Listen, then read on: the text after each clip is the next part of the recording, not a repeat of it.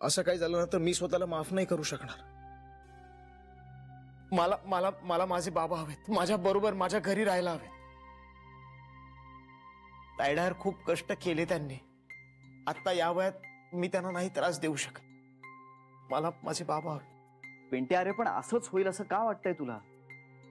कदाचित त्यातलं काहीच होणार नाही. तुम्हाला माझे बाबा नाही माहित भाऊजी. हे बघ, मी समजू शकतो. मला वाटतं आईनं आणलेल्या मुलीशी मी लग्न करावं म्हणजे सगळंच ठीक होईल. बाबा पण राहतील. अरे पिंट्या, पण तुझं प्रेम आहे ना सुनीतावर? प्रेम बाबांवर सुद्धा आहे ना भाऊजी. आणि काल परवा आलेल्या मुलीसाठी मी बाबांना नाही सोडू शकत. अरे पण बाबा किंवा सुनीता असे चॉईसेस नाहीयेत तुझ्या पुढे. काहीतरी सुवर्ण मध्य काढू ना आपण. काय? अरे त्याचाच तर विचार करतोय ना आपण. कोणत्याच सुवर्णमध्ये नाहीये भाऊजी. कारण हे सगळं ना आई नाही होऊ देणार. आईनं आणलेल्या मुलीशी मी लग्न करतो म्हणजे सगळं ठीक होईल. आणि सुनीताचं काय, समजवेन तिला. 4 दिवस रडेल आणि मग होईल शांत. काय करणार? कारण टायडा या वयात बाबांना त्रास नाही देऊ शकत ग मी. ताई, खरंच मी करतो त्या मुलीशी लग्न. सगळं ठीक होईल. पिंट्या, अरे आज तू जिथे उभा आहेस ना तिथे 2 वर्षांपूर्वी मी होते. आईने आणलेलं स्थळ आणि माझं मन कौल घेत असलेला श्री. त्यावेळी मला सुद्धा आईने आणलेल्या स्थळाबरोबरच जावंसं वाटत होतं, कारण माझं बाबांवर प्रेम होतं. पण आज विचार केला ना तर काटा येतो अंगावर. मला तुझ्या ह्या सगळ्या भावना कळत आहेत, पण जी चूक मी करणार होते ती चूक मी तुला नाही करू देणार. हा ताई, तुझी गोष्ट वेगळी होती का? नाही पिंट्या, अरे श्री होता म्हणून माझं निभावलं गेलं. आणि सुनीता तेवढी खंबीर आहे का मला माहित नाहीये. पण मी तुझ्यासाठी खंबीर होणार आहे. पिंट्या, तुझं तिच्याशीच लग्न झालं पाहिजे, जिच्या बरोबर असणं तुला आवडतं, जिच्यामुळे तुझं आयुष्य सोपं होणार आहे. आणि जिचं बोलणं तुला आणि तुझं बोलणं जिला कळतं ना त्या सुनीता बरोबरच झालं पाहिजे. आणि तसंच होणार. पण मग बाबांचं ते तू माझ्यावर सोपव. तू काय करणार आहेस? सांगितलं ना तुला, मी बघते काय करायचं ते. तू नको काळजी करूस. पण तरी पिंट्या, तुझा माझ्यावर विश्वास आहे ना? स्वतःपेक्षा जास्त ताई. झालं तर मग आता सगळं माझ्यावर सोड. पण बाबांनी जर मला विचारलं तर मी काय सांगू? तशी वेळच येऊ देणार नाही मी. म्हणजे? बरं मला सांग, तू काही खाऊन आलायस का?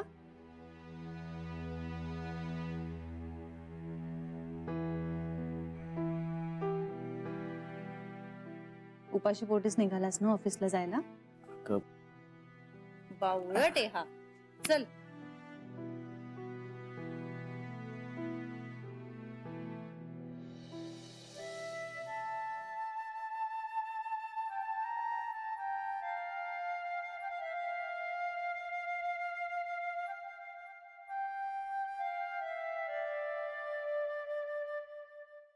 हजारदा सांगितलं तुला आपल्या मुलावर विश्वास ठेवत जा म्हणून. आपण त्यांच्यावर विश्वास ठेवला नाही तर कोण विश्वास ठेवणार आहे? आणि आपण विश्वास दाखवला नाही त्यांच्यावर तर ती विश्वास पात्र तरी कशी बनणार आहे?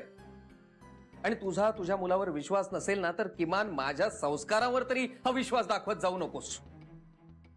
मला ठाऊक आहे जानूबद्दल तुला कधीच ममत्व नव्हतं, पण ज्याच्याबद्दल तू बोलतेस ना त्याला जन्म दिलायस ना तू. 9 महिने पोटात वाढवल्याची टिमकी वाजवत असतेस अहोरात्र. मग का नाही तुझी विश्वासाची नाळ जुळली त्याच्याशी कधीच आयुष्यभर? अगं साधा विश्वास नाही ठेवता येत आहे तुला तुझ्या मुलावर. मातृत्वाची टिमकी कसली वाजवतेस अष्टोप्रहर?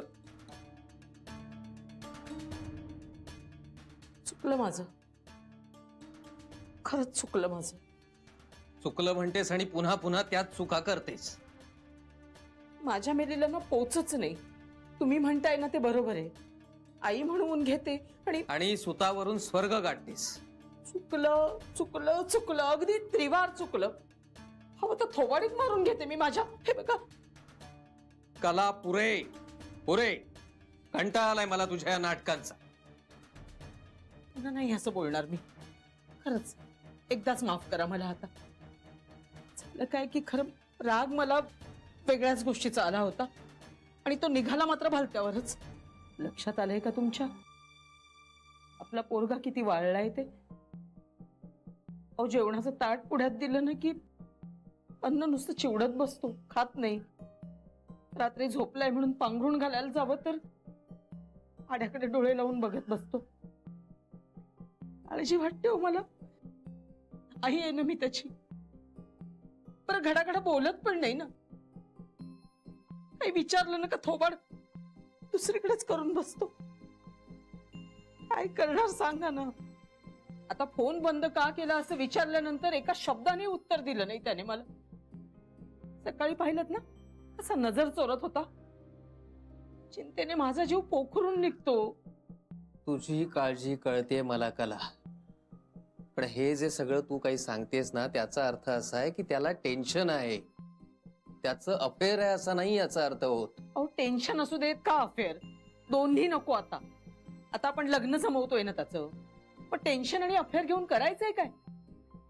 दोन्ही घेऊन मसणात टाक म्हणावं. कला, आता टेन्शन घेऊन असं कुरवाळत बसायचंय का? ते मसणातच गेलेलं बरं ना.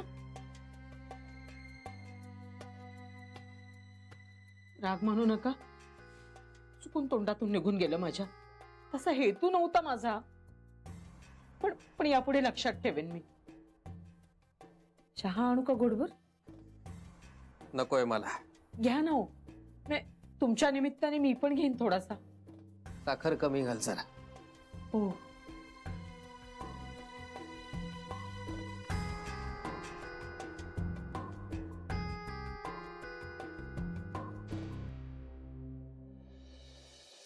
जान्हवीच्या बोलण्यावरून तरी हे पिंट्याच्या लग्नाबद्दल काहीतरी असं वाटतंय. हो, पण जान्हवीला टेन्शन द्यायला नको ना. त्याचा चेहरा कसा दिसत होता. पण जान्हवी प्रेग्नंट आहे हे कळायला नको का त्याला? अगं तिच्याशिवाय कोण आहे त्याला सांग. वहिनी, अख्खं आयुष्य पडलेलं आहे या प्रश्न सोडवायला. आत्ता सध्या बाळाचा विचार करायला हवा आपण. जान्हवीला टेन्शन म्हणजे बाळाला टेन्शन. बरोबर आहे का हे? आणि याच्या लग्नाचं काय ग? या वर्षी नाही झालं तर पुढच्या वर्षी होईल, त्यात काय एवढं? पण या वर्षीच बाळ येणार ना, ते महत्वाचं नाही का? कळायला नको त्याला? तेच तर, आपण सगळे किती जपतो तिला. मी बोलू का सरळ? नको बेबी नको. अगं आत्ता कुठे सगळं सुरळीत सुरू झालंय. आता नवीन काहीतरी नको. हे बघ आले का?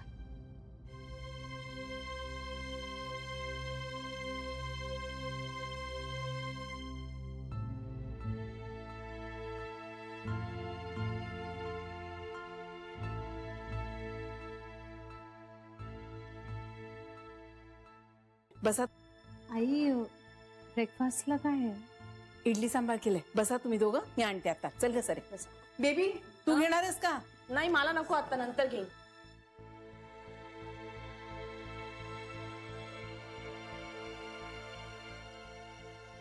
घ्या. घे ना पिंट्या. संपव. अगं ताई, एवढं अरे घे. हवं तेवढं खा, बाकीचं राहू दे, मी खाईन. घे घे घे.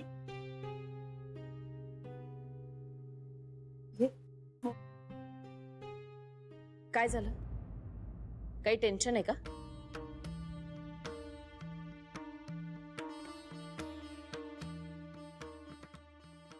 हे बघ जान्हवी, तू आता प्रेग्नेंट आहेस की नाही, त्यामुळे टेन्शन वाले विषय टाळलेलेच बरे.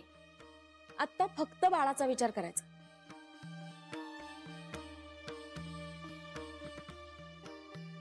म्हणजे राग मानून घेऊ नकोस, पण काही प्रश्न हे नंतर सोडवले ना तरी चालतात. आत्ता महत्वाचं काय आहे? आपलं बाळ, हो की नाही? मग याचा विचार आपण सगळ्यांनीच करायला हवा.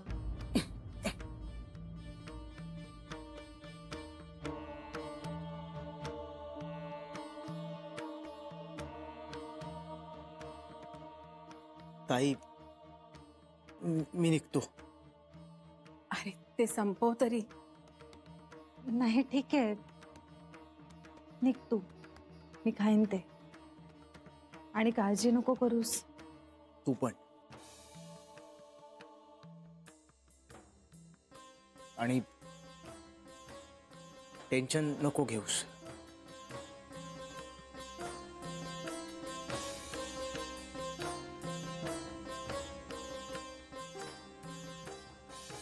सॉरी.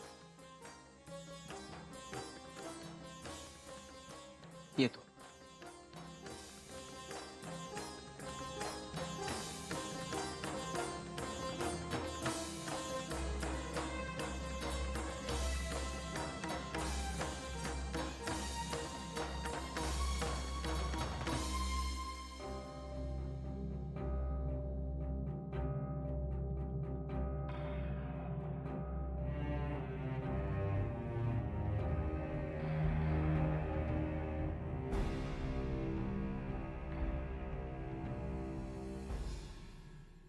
काय झालं? हेच आम्ही तुला विचारणार होतो.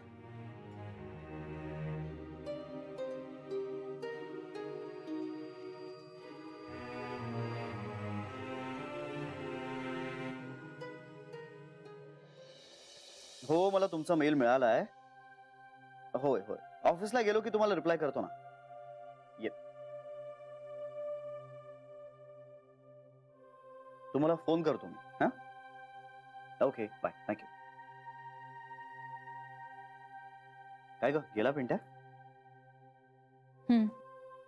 ठीक होता ना? नाही. तू ठीक आहेस ना? मला राहावंच लागणार आहे ना.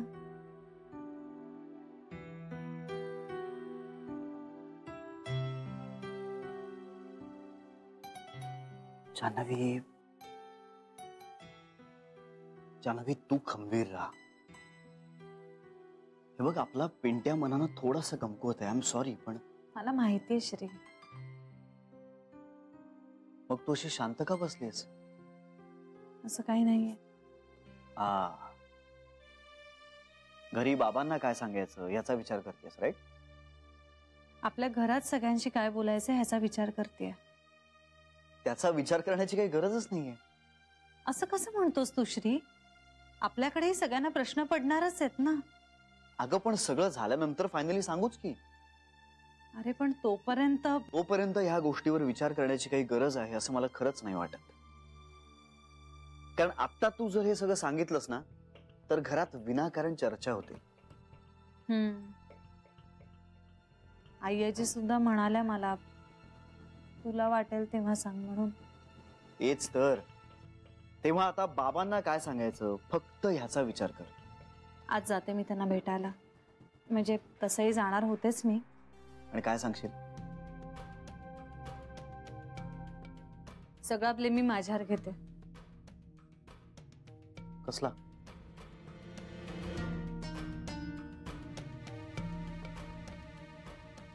सविताला नापसंत करण्याचा. बघ, काही बोलली नाही. अगं, पण तू पिंट्यासमोर बोलायलाच नको होतस. वहिनी, हातचं राखून मला नाही बोलताय. अगं हो, पण तिने चांगल्या पद्धतीने घेतलं म्हणून राग आला असता तिला. म्हणजे अगं, तिची काळजी वाटते म्हणूनच बोलते ना मी हे सगळं. पण तिला बोलून काही उपयोग आहे का सांग? शेवटी भाऊ आहे तो तिचा. आणि त्या दोघांचा एकमेकांवर खूप जीव आहे. आईंशी बोलूया. नको नको, उगाच आईला कशाला त्रास द्यायचा. त्याच्यापेक्षा ना आपण श्रीशी बोलूया, तो समजावेल तिला. थांब थांब थांब, श्री आता येईल ना नाश्त्याला, तेव्हाच बोलूया. चल ग, तयारी करूया. हो, इडलीचं खाणार. चल.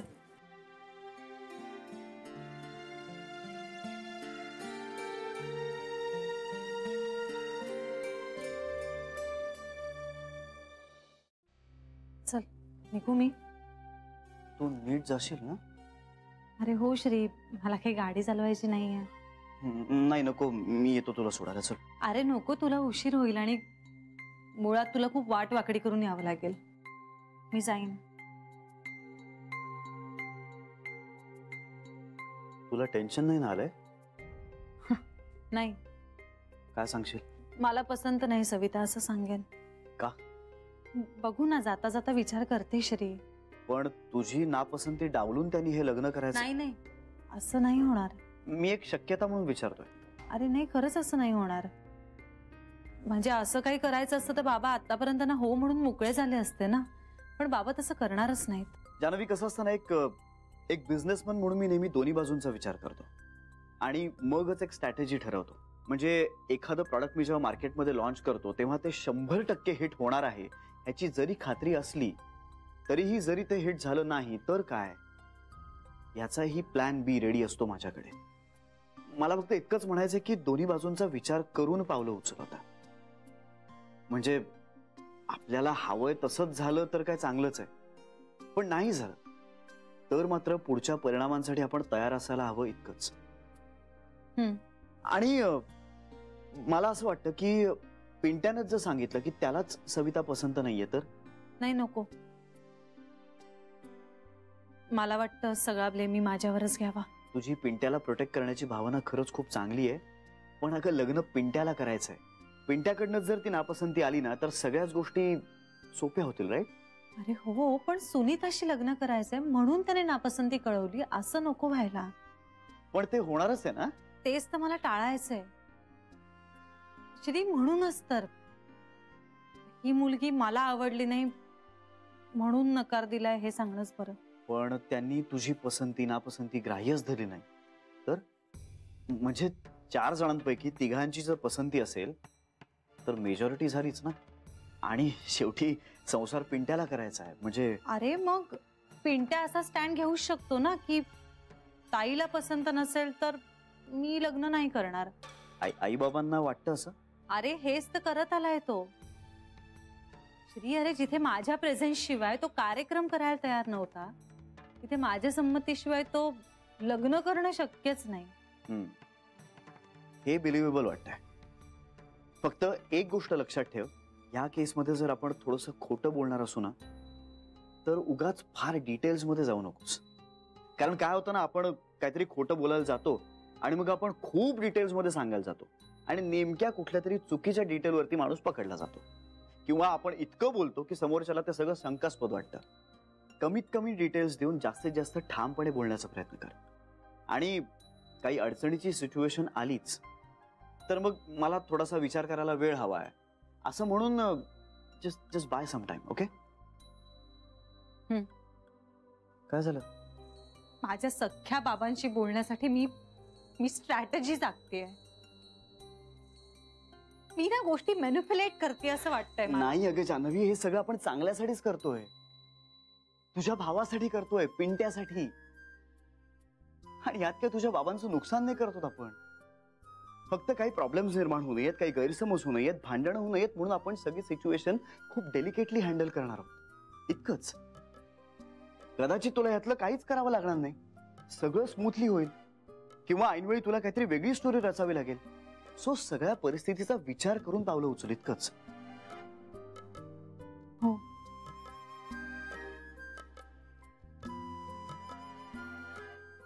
जान्हवी, तुला स्ट्रेस नाही ना येणार या सगळ्याचा?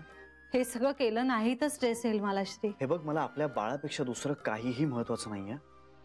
हो श्री, हे बघ, मला त्रास होतोय असं वाटलं ना तर मी लगेच थांबेन त्या क्षणी आणि मग आपण सगळं पोस्टपोन करूया.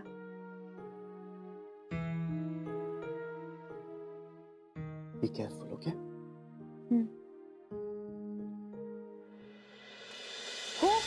खूप वाट बघितलेली आहे मी. आणि तुम्ही दत्ताला काय सांगितलं? मी फोन करून बोलतो तिच्याशी असंच म्हटलत ना, मग करा ना आता. आता तुम्ही कशाला उठताय? मी देते ना फोन. एक तर पाय तरी धड आहेत का क्या?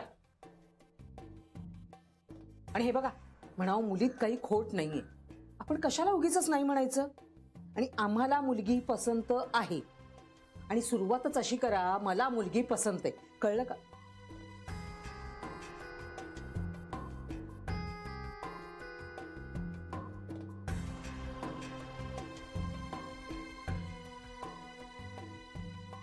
काय झालं? कट झाला. ही जानू म्हणजे ना, एकतर स्वतःहून फोन करत नाहीये आणि आपण फोन करतो तर ती कट करते. काय म्हणायचं आता हिला? आता त्या मुलीचा बाप डोक्यावर येऊन बसला, मग आपण काय करायचं? अगं हो, काहीतरी ऑफिसच्या कामाची गडबड असेल, ड्रायव्हिंग करत असेल, करेल ती नंतर. तुमचं आपलं काहीतरीच. हो, तिला कोण गाडी चालवायला देणार आहे? गरोदर आहे ती. जानूला ना बोलायचं नसेल म्हणून कट केला तिने.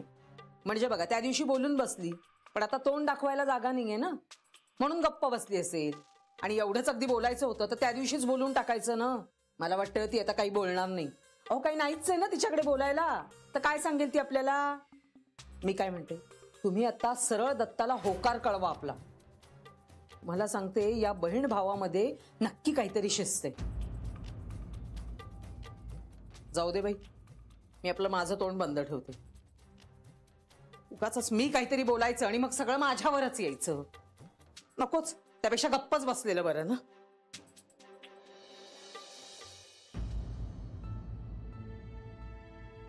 बाबा सॉरी, कॉर्नरलाच होते म्हणून तुमचा फोन कट केला.